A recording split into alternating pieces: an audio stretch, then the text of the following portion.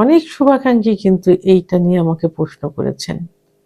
তো তার মধ্যে একজন আমাকে কমেন্টস করছেন, ম্যাম প্লিজ দয়া করে একটু বলবেন যে কি খেলে লিঙ্গটা একদম ভালোভাবে শক্ত হবে। ম্যাম প্লিজ এটা নিয়ে একটি ভিডিও বানান প্লিজ ম্যাম। দেশের এবং প্রবাসের ভাই বোনদের প্রতি সালাম। আসসালামু আলাইকুম। আমি প্রভাষক ডাক্তার রিক্তা পারভিন, হোমিওপ্যাথি এবং আয়ুর্বেদিক চিকিৎসক। আজকে খুব গুরুত্বপূর্ণ একটা বিষয় নিয়ে আলোচনা করব।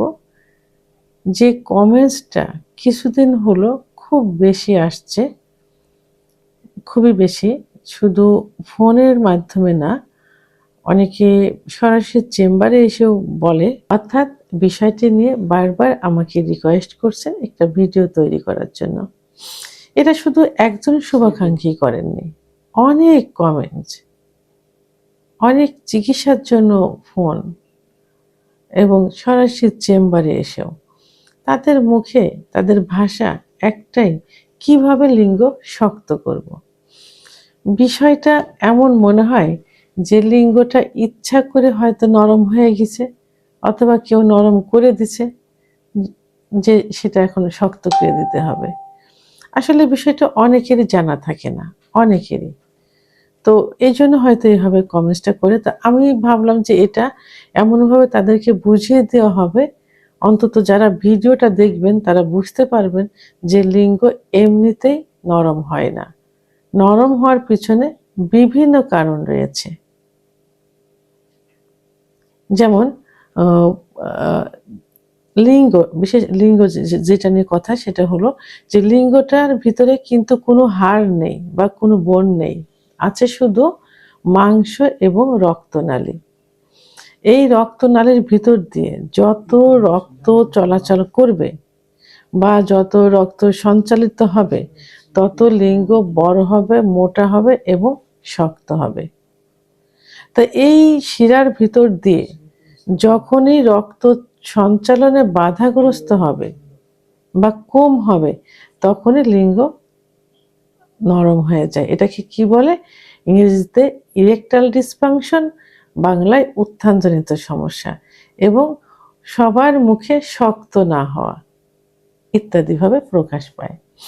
তো এখন লিঙ্গ শক্ত না হওয়ার পিছনে প্রধান যে কারণটা থাকে, সেই কারণটা হলো, মানে সবাই যেটা মনে করে, সবার একটাই ধারণা যে হস্তমৈথুন করার কারণে লিঙ্গ নরম হয়ে গেছে।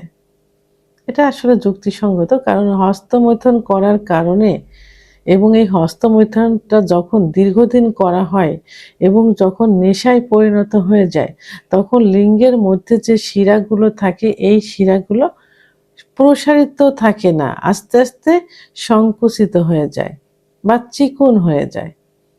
এবং বিছানায় ঘর্ষণ দিয়ে বীর্যপাত করলে লিঙ্গের গোড়ায় যে অসংখ্য শিরা থাকে, শিরাগুলো অনেক সময় লুজ হয়ে যায়, অনেক সময় চিড়ে যায়।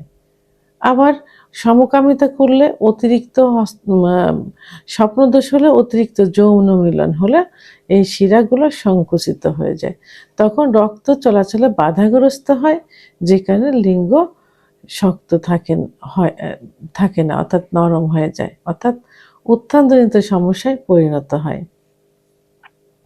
এবং এটা লোকের কথায় এবং সবারই এইগুলো জানা, কিন্তু এর বাইরেও সমস্যা রয়েছে। সে সমস্যাগুলো হলো সাইকোলজিক্যাল যে সমস্যা, মানসিক কিছু সমস্যা থাকে, একটা ভ্রান্ত একটা ধারণা নিয়ে থাকে। এই ধারণা থেকে বেরিয়ে আসতে হবে।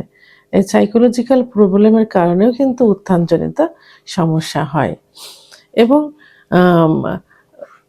অনেকে যে স্ট্রোক করে বেডে থাকে, অনেকে স্ট্রোক সেরে যায়। তো এই স্ট্রোকের কারণে বা কোমরে যদি কোনো সমস্যা